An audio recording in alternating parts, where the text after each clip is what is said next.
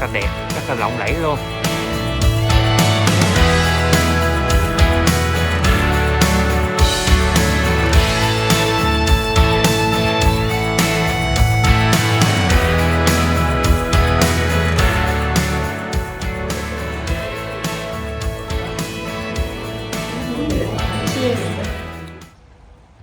Xin chào tất cả các cô chú anh chị và các bạn. Hiện tại là 5 giờ rưỡi chiều ngày 17 tháng 5 2025. Mình đi xem căn nhà chuẩn bị đấu giá ở vùng Glen Waverley. Nhưng mà thời tiết thì sáng giờ trời nó mưa nguyên ngày nay. Hy vọng là một hồi nó không mưa nữa. Bây giờ thì nó hơi tạnh tạnh nữa nè. Căn nhà này thì để là 6 phòng ngủ, 7 nhà tắm, diện tích đất là 832 m². Nó để giá từ là 4 triệu 490 đến 4 triệu 939, cái số lẻ ha. Đó. Giá cũng hơi cao đó, nhưng mà thấy đất cũng lớn đó, 832 m². Đấu giá lúc 6 giờ chiều. Lên đèn rất là đẹp ha. Nhưng mà hy vọng mình trời đừng có mưa. Thấy ở ngoài nó cũng đang set up mọi thứ rồi. Nhưng mà hy vọng đừng có mưa là sẽ đẹp.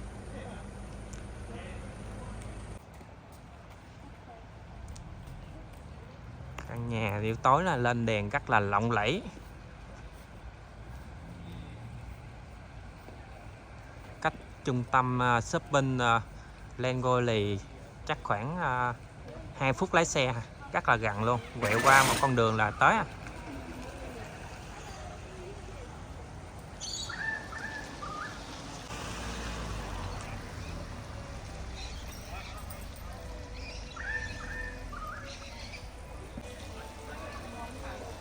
Đây rất là đẹp ha. Thấy có mờ rượu nữa kìa.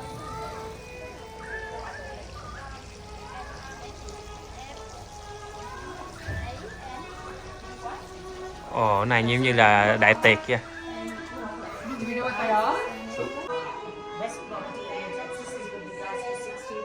Nhà này vô là có phục vụ rượu luôn.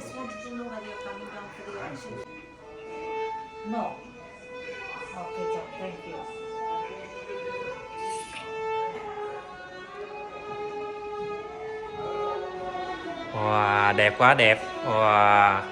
Còn có cô còn kéo đèn luôn kìa. Đây nhà tắm cũng rộng.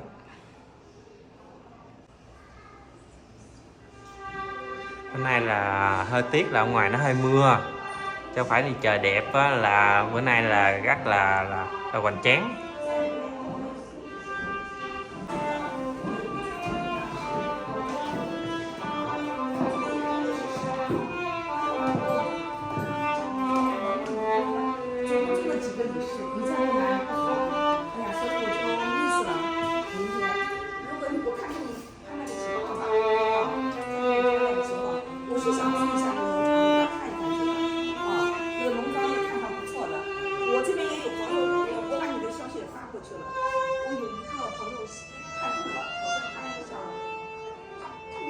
Đây là một phòng xem phim.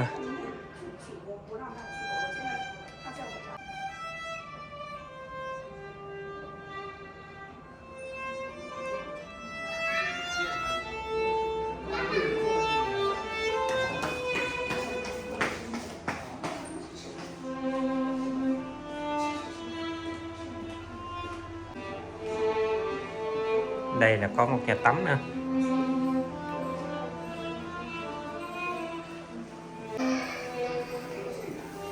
Hai bên đây là có tủ đựng rượu.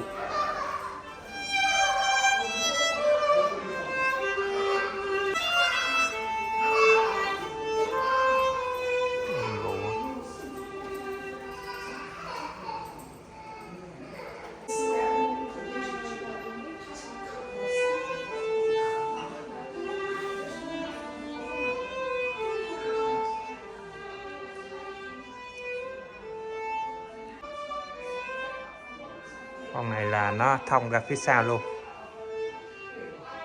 nhìn thấy nó rộng, nó thoáng ra luôn. Có khung à.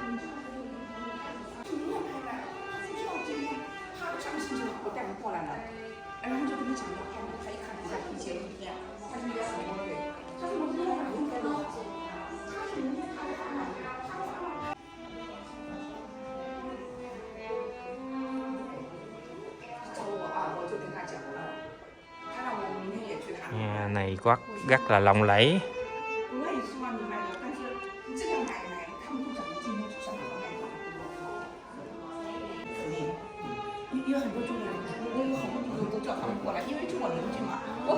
Đây là nó cho ăn tiệc luôn á, có rượu và có đồ ăn luôn nè.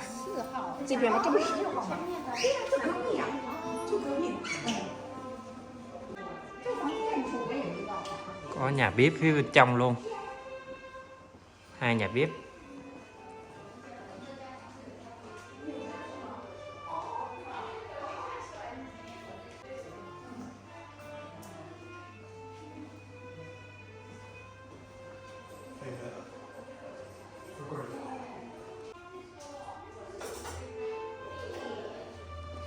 Nhà bếp bên đây nó cũng rộng luôn rồi, là phía bên trong là nhà bếp phụ đó.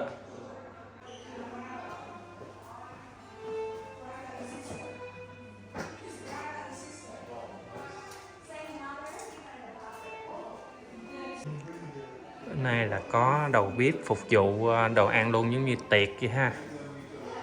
Bên đây có cái bếp ở đây.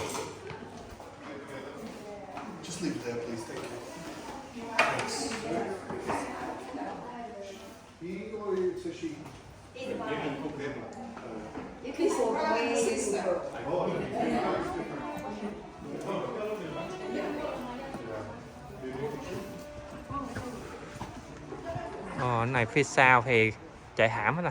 Sau có người phục vụ rượu luôn kìa. Cái này mà phải trời mà không mưa đẹp lắm. Là tối nay làm như là phạt tì luôn á. Nó giống như phạt tì vậy ha. Trời lớn à, trời lớn à. Cái này trời lớn à. Tại trời hơi mưa đó. Có hồ bơi đây luôn. Nhà đẹp quá.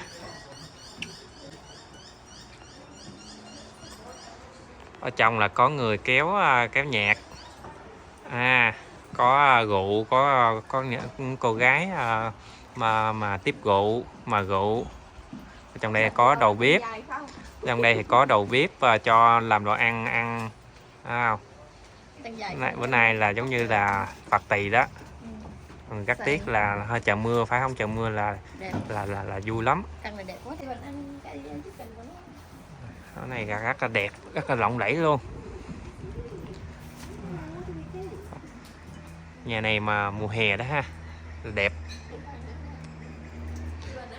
Ở ngoài đây là đồ tập gym ở ngoài đây.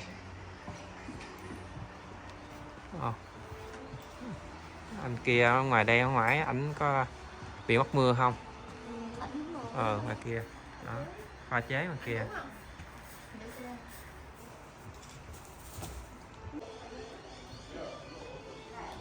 Này là có chân dài.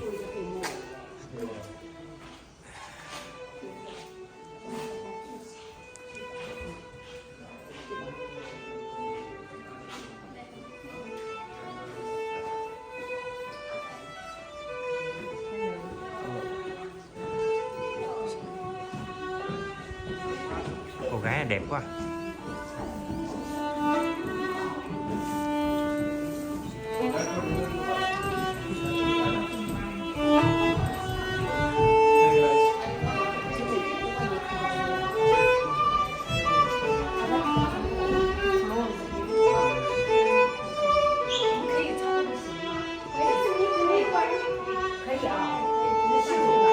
That's fine. Just go upstairs, please. Thank you.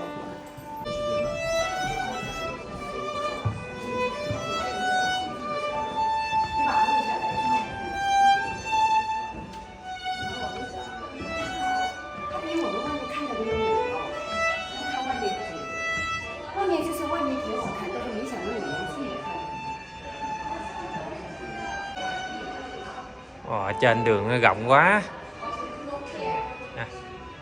rất là rộng nha, rộng mà phòng hai bên hết. Nhà này kiểu đẹp lắm, nhà này giống như sang quá à. Chỉ để giá cũng sang đó. Cái căn này nó thiệt chứ không gài là căn này là xuất sắc nhất những căn mà mình đi xem. Cái kiểu á, cái này nhà nó lộng lẫy luôn, nó uy nga á. Hai bên là hai phòng hai bên hết á. Chứ không có đi ngoằn ngoèo nha.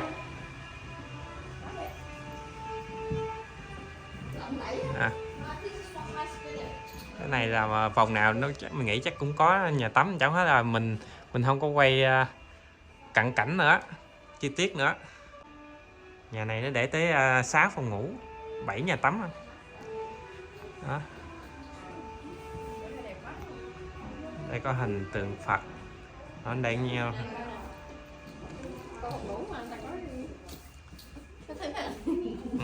Phía sau đó nữa ha, ban công là phía ở ngoài đó là ban công mọi người. Tại vì mưa do đó mình không có lội ra, mưa ở ngoài đó nó hơi tạt vô á, không biết ra được không để thử.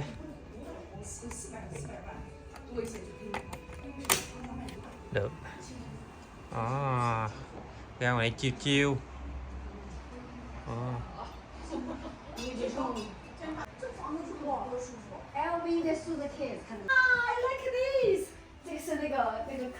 Cái phòng này nó rộng rồi. Ở đây là có cái gương đỏ để kho báo.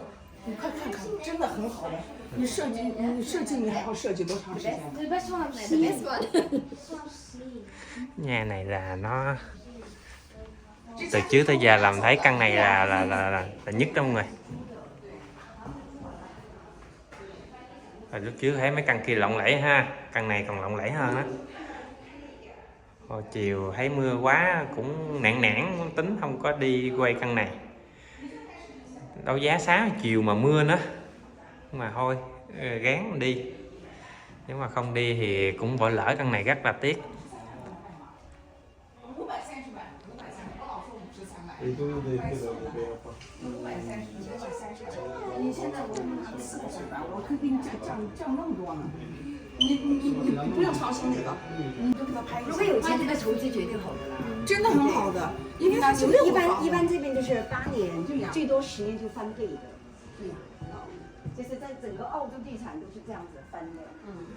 Phòng nào cũng đẹp hết nha.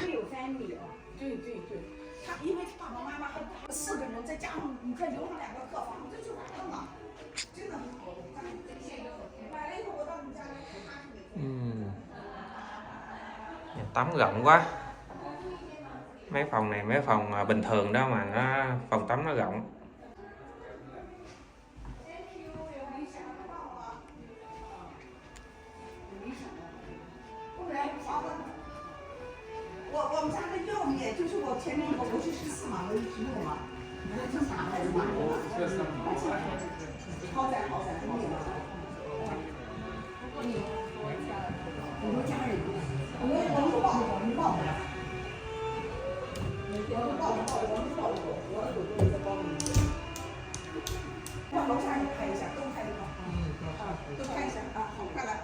Đây có hai cái sừng trâu.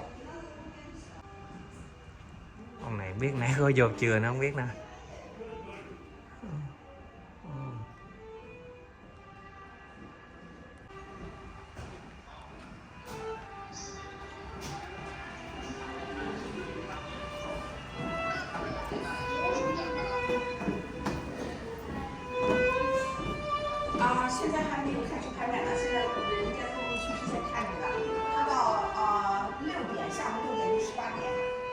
Đây có hai phòng hai bên nữa, tức là ở trên lầu là một cái đường đi, là hai bên là phòng ngủ hết.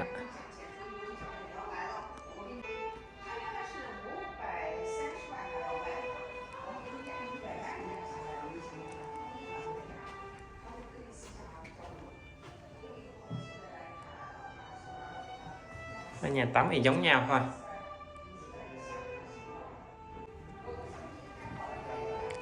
Mà rộng, rất là rộng nha.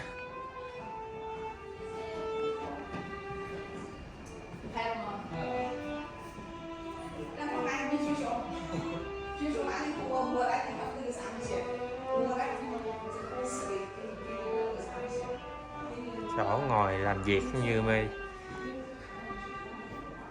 giống như là chủ tịch ngồi á. Bên kia phòng ngủ, ở đây chỗ ngồi làm việc chủ tịch á. Đây là văn boss ngồi á.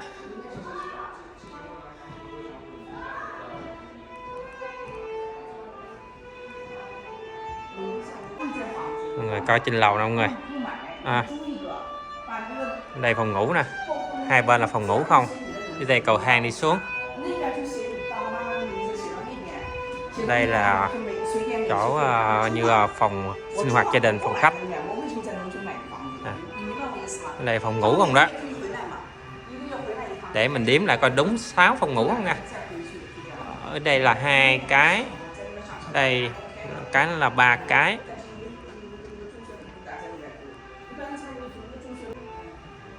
Và cái ở đây là cái này 4 cái, 5 cái, ở trên lầu là 5 cái.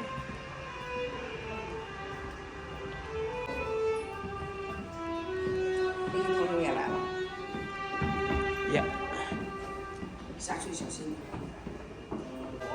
Cầu thang đi xuống, đây là có một cái nhà tắm lộng lẫy.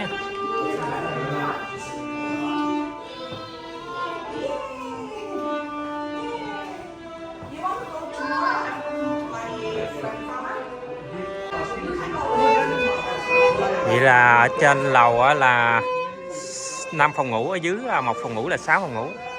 Mà đúng là 7 nhà tắm luôn, có một nhà tắm rồi ở ngoài nữa, đây nè. Nhà tắm với nhà vệ sinh ở đây là đúng 7 nhà tắm và 6 phòng ngủ. Là thêm cái phòng này nữa.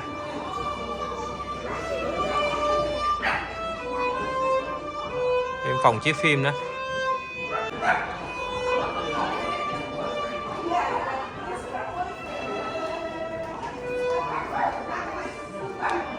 Nhà rộng quá rộng.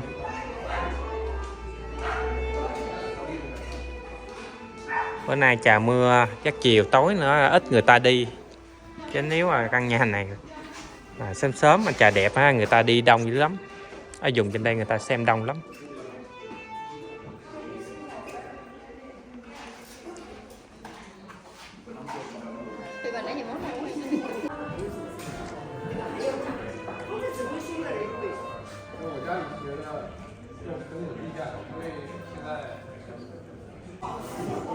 Review ơi, ngon không? Ngon. Này cocktail hả? Cocktail.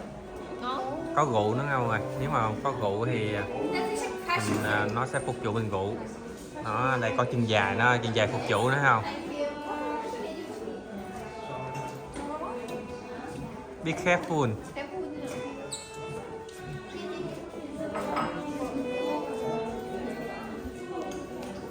Có đồ ăn, có thức uống, có rượu, có cocktail, có chân dài. Đây, chân dài trước thì có người chơi nhạc luôn.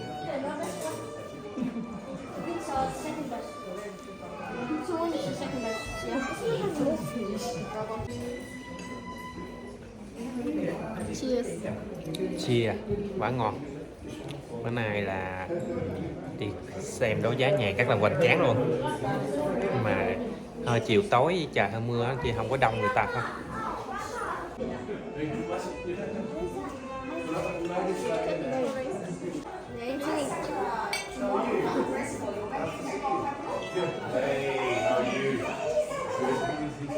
Ngon không? Ngon lắm à. Những ta bữa nay đi xem auction như đi phạt tì á.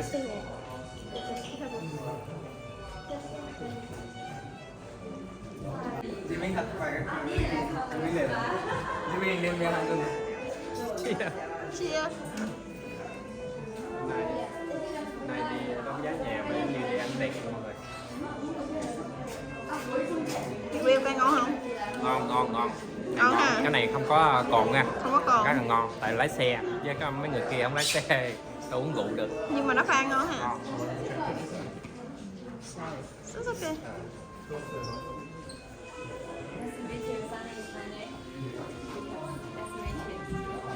Cái này 5 đồng. Hồi người ta cũng nói nhau anh. Rồi, cheers. Cheers.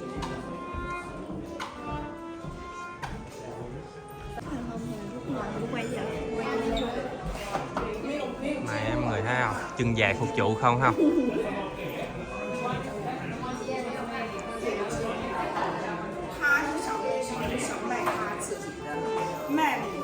我知道他在买房的时候，我找到他，我问他，他说的，姐姐，我的。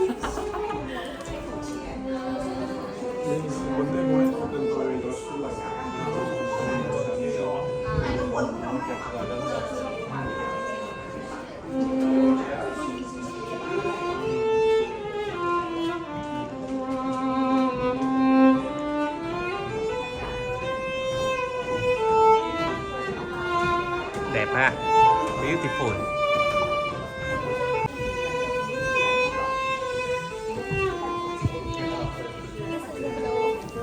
Cheers. Cheers.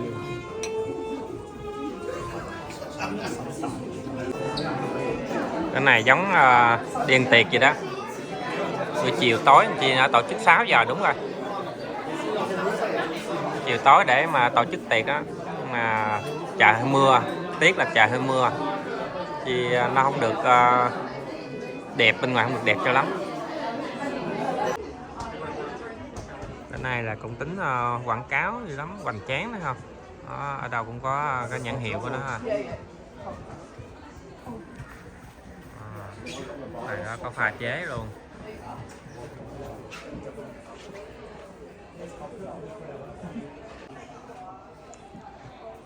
Ngoài đây có hồ bơi.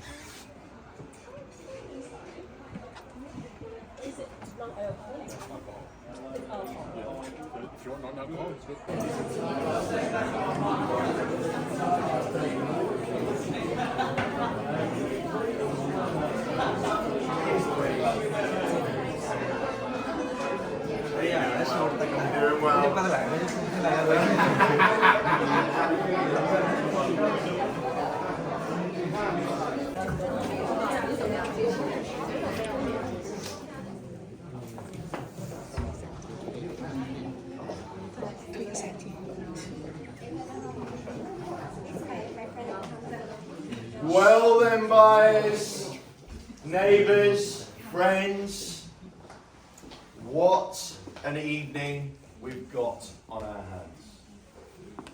A very, very warm welcome to one and all in what is quintessentially one of the marquee auction events of the year. A very warm welcome to one and all. Cool Singh, Manny, and the incredible team at Best Property Agents. My name is Andy. I'd like to formally welcome you all. My gosh, it is wonderful to see each and every one of you here. But for one of you, just one, a height of opulence the likes of which you are never likely to see again. A standard of living that normally comes in a dream.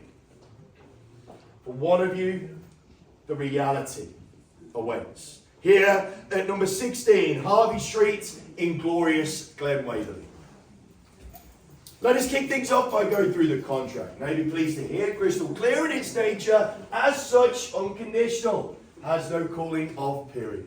Path to ownership, rather straightforward in that providing you are the highest bidder over our vendor's very reasonable reserve, we'll ask you to do two simple things. Put pen to paper on the contract, acknowledging the terms as laid out. Of course, pay that slender 10% of the final purchase price. Ownership, officially yours in 30, 60 or 90 days, but I do not know how you'll be able to contain your excitement when this thing is waiting for you. Land is described as Lot 34 on plan of subdivision 019062. Responsible authority, our great friends at the City of Monash. Zoning, Who wants to get me started with an opening bid or offer for this incredible home that will make you the envy of many for the rest of your lives? A gift for the first bidder. Not that you need any more motivation, but it's here if you want it. So I'll give you up an opening bid, team. All the best of luck. Now's your time to shine.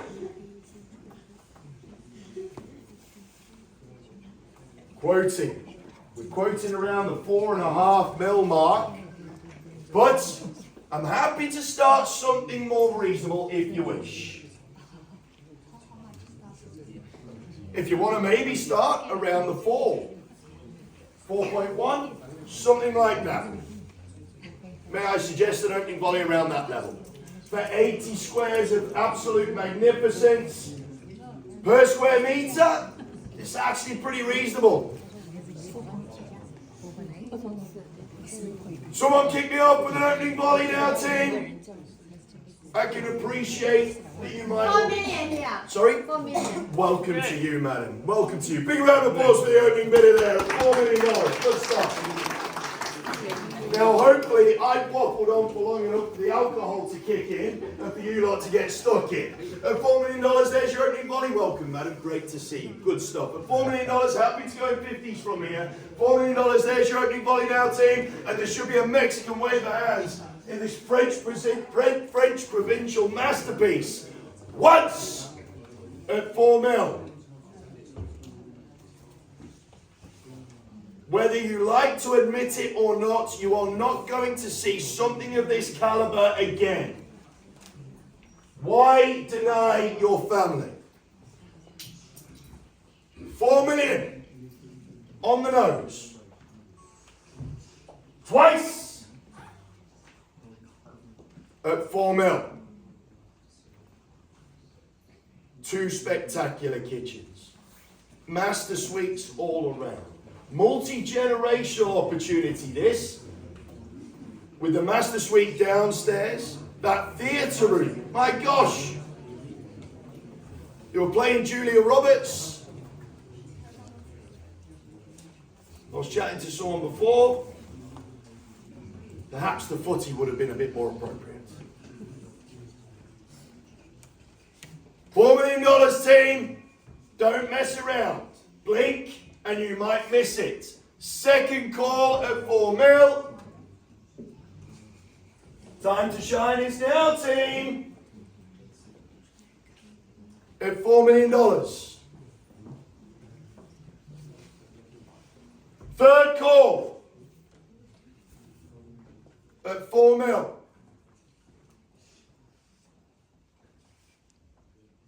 This absolute beauty of a thing. There's plenty of neighbours kicking around tonight, and thank you so much for joining us. We really, really appreciate it. But when you do have lots of neighbours coming along, it only means that they've been dying to see inside this thing. They've been begging to come and take a butcher's. When that happens, you know you've struck gold. For the neighbours that are here, thank you so much for joining us. Hope you've taken full advantage of the alcohol offer. Hopefully you've got a walk home and not a drive. Third call at 4 million. I will move it on myself. I'd rather not interject. It's your time to shine, not mine, team. Your time to shine, not mine. But I have a duty of care to protect the value. And the value is way beyond this. $4 million, team. I need to know, and I need to know now, or I move it on myself. And a bid of 4 million, our lamplighter, number 3. Well, I really appreciate the opening volley. I really, really do. I'm going to move it on with a bid of 50k and take it to 4.05. All right? So don't worry. Don't worry. I'm not taking it too far. At 4.05, 4.1, and you're back in the lead for sure. At 4.05, like I said, team, quoting 4.5 to 4.9. Lots of room left on the tracker value for this one. $4,050,000. Vendor bid sits with me now at 4.05. 4.1 gets you in front. But the problem is, if you let it finish on a vendor bid, it's going to be an open slather. You cannot deny there are going to be people making an offer for this after this. Undoubtedly. Subject to finance granted, so if you have an opportunity to bid unconditionally, my gosh, take advantage of it now, because after this, you won't have an advantage. $4,050,000 bid sits with me now, vendor bid. What? At 4.05. Do not hesitate, do not wait. This is an opportunity that you will kick yourselves if you miss it. Regret is a horrible feeling. $4,050,000 bid sits with me for the second time of asking. A multitude of living spaces, open fireplace, LEDs going all the way through, so it saves you a bit of bob on the bills. Every single bathroom has been done to an absolute T. The outside space, with the blinds there that are on those tracks, become fully enclosed, so the indoor-outdoor flow is a masterpiece. It is perfection. And I know these guys are looking fit and trim because they've got all the gym gear out the back there. But if that's not there, the amount of space just opens up again. And that beautiful pool on the side there. Taking full advantage of every single inch of the 832 square metre block. Second chance to chime at 4.05. Come back in at 4.1, surely. $4,050,000.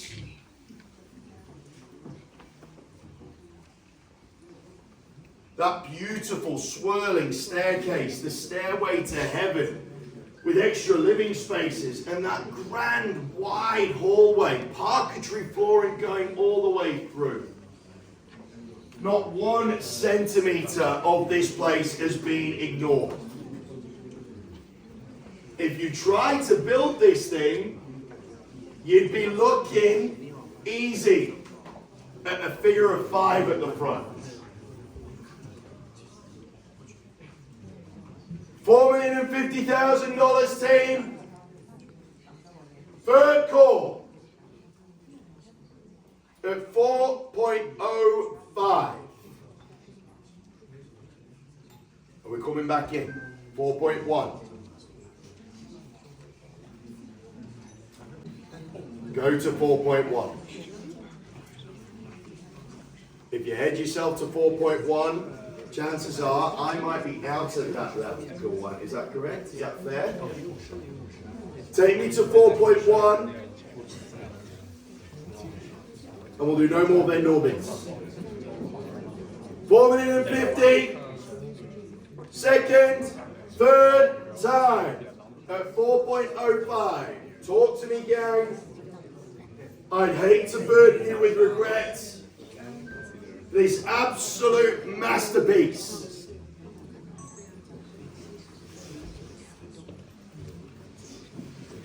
We're going to have the violinist playing another tune as your tears of disappointment fall down your face.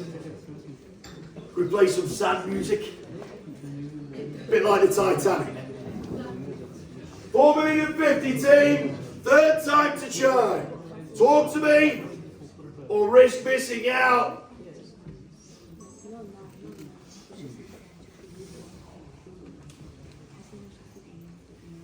$4.1? Yes? And she wafts the number 3 out. Lucky number 3. 4.1. Back in your cup. At $4,100,000. Bid is back with you, madam. It's against me. And FYI, Sonny generally tends to stand next to winners. She does like backing winners. She's done it loads of times. $4,100,000 team. Bid is out there with bidder number 3. And now you're on the clock, gang, because that right to negotiate sits over here. Exclusive right to negotiate. No one gets to make an offer now. Doors shut on that opportunity. 4.1, bid is sitting here on my right, your left. Bidder number 3. Once. And 4.1.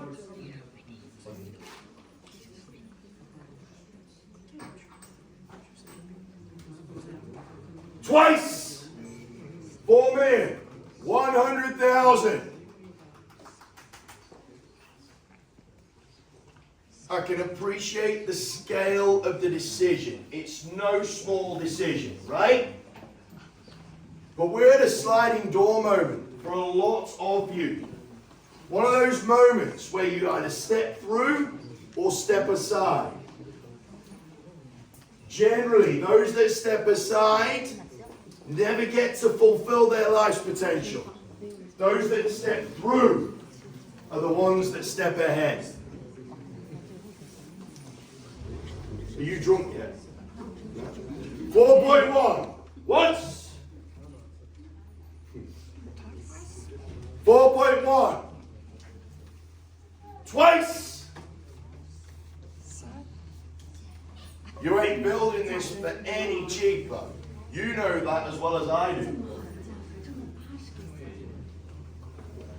$4,100,000. Third. Final time. At 4.1. Bid is here. All right then, team. Bear with me. 2 moments. We're going to go have a chat to our vendor. You're currently in the lead at 4.1. Bear with me, yeah. 4.9. At 4.1 though, that is where we sit. I'm going to move things on just slightly, but here's the good news. Here's the good news. We're not going to go near that range, which is good, okay? We're going to place a 1 and final vendor bid, and you have my word, you bid beyond that, you absolutely at least have the right to negotiate with our vendors. If not, get this thing bought. My final vendor bid, it sits at 4.2. So we are still plenty south of our quote range, team. We're trying to open the door as wide as possible. As wide as possible for you to take advantage of the opportunity that is in front of you. $4.2 million is my final vendor bid. Now you're on the clock, because I won't mess around past this.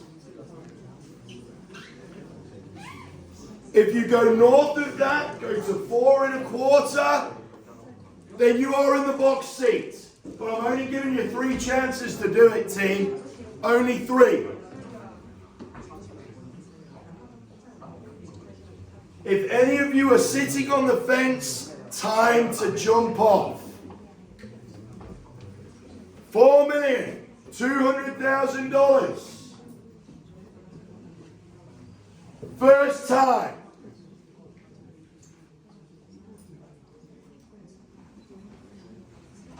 And there's still an incredible amount of value here on offer, team. You can't deny that. Normally at this point, I'd say I'm tempted to get the wallet out of the car myself. Auctioneers don't get paid that well.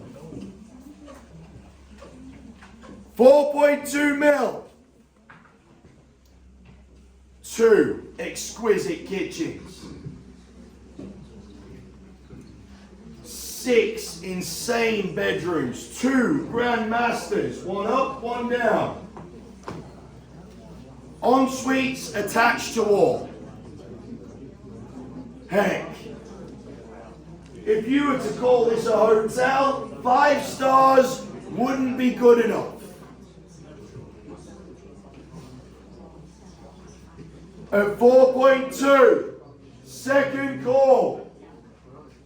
And rest assured, team, if you let this thing pass in on a vendor bid, you are going to be facing stiff competition.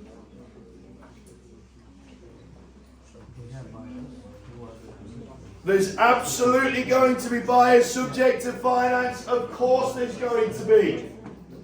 Of course there will be. And if that happens, then jeepers, you're going to end up paying way more than what you perhaps could have.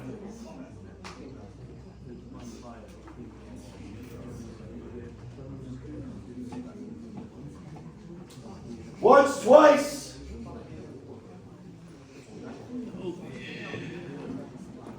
Third.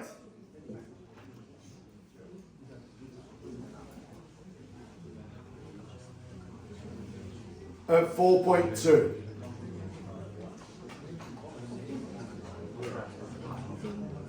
Now's the time to act. There is an opportunity to take advantage of a vendor who is ready to sell now. But if you allow Khủng and the team an opportunity to negotiate with multiple parties, oh, that could hurt. Coming in for any more? Why don't you just come up to 4.2 and I'll retract my vendor bid.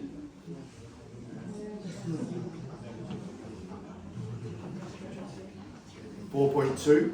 I'll take my 4.2 off the table if you're happy to come in. $4,200,000 team. Third and final time at 4.2.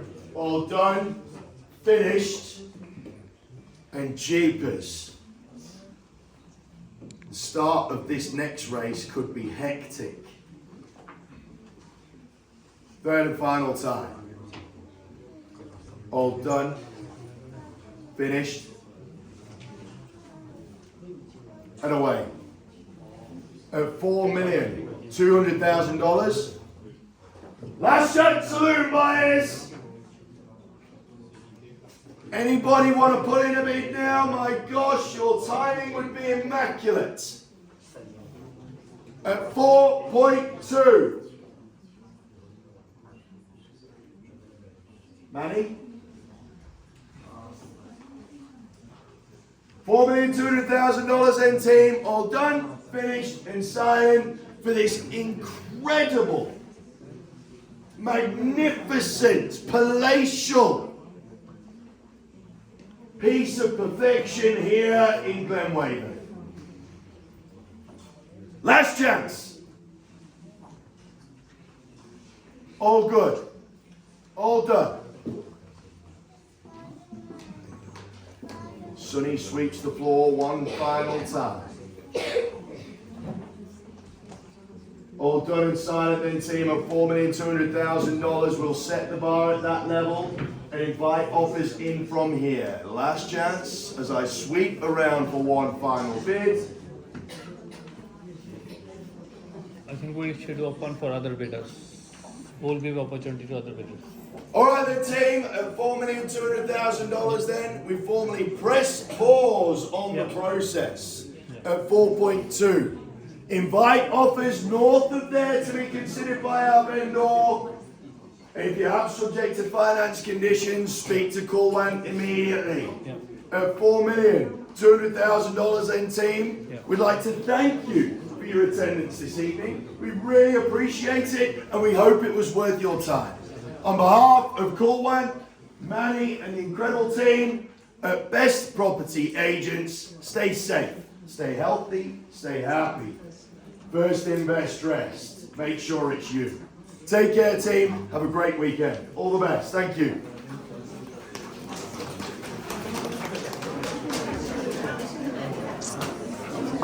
Why were you shouting?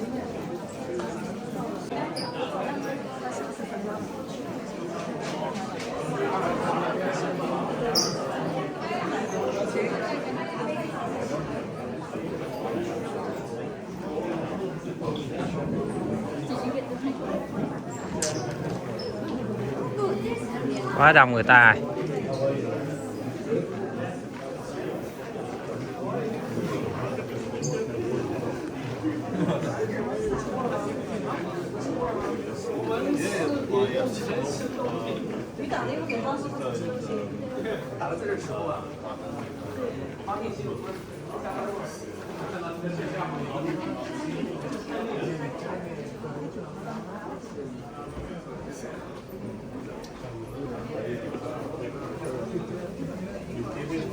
Ra ngoài trời tối mưa nữa.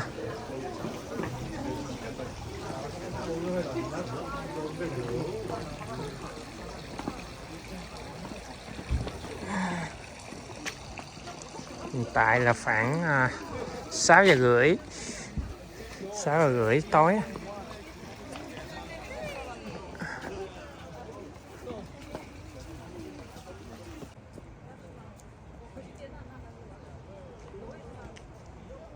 Ta vô xem thì cũng nhiều người, nhưng mà chỉ có một người của một cái bà đó bà trả giá thôi.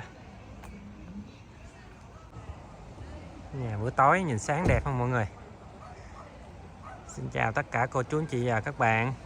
Thì căn nhà vừa rồi thì nó đấu giá chưa được, không thành công. Để giá từ 4 triệu 490 đến 4 triệu 939, giống như là để từ 4 triệu rưỡi đến 5 triệu rồi. Nhưng mà có một bà đó thì bà khởi giá 4 triệu, xong rồi auctioneer đưa lên 4 triệu 050 ngàn. Rồi sau đó bà cũng lên được 4 triệu mốt. Rồi cuối cùng thì auctioneer vô hỏi chủ nhà, xong rồi đưa đẩy lên giá nữa là 4 triệu 2. Thì xong rồi cũng không có ai trả giá theo, bà đó cũng không có trả giá lên nữa. Thì đấu giá không thành công, tại cái nhà thì đẹp nhưng mà cái giá trị thì nó cao quá, do đó nhà càng mất tiền thì cái tỷ lệ bán nó khó lắm, tại tỷ lệ người mua nó ít đó, do đó nó cũng bán chậm. Nhiều khi để một thời gian có thể có người khác người ta trả giá người ta mua, chứ hôm nay thì đấu giá thì chưa có người để mua cái giá này. Chỉ có cái bà đó bà trả giá, bà nhận được phần quà của công ty bán nhà thôi đó. Rồi thôi, cảm ơn tất cả cô chú anh chị và các bạn đã theo dõi.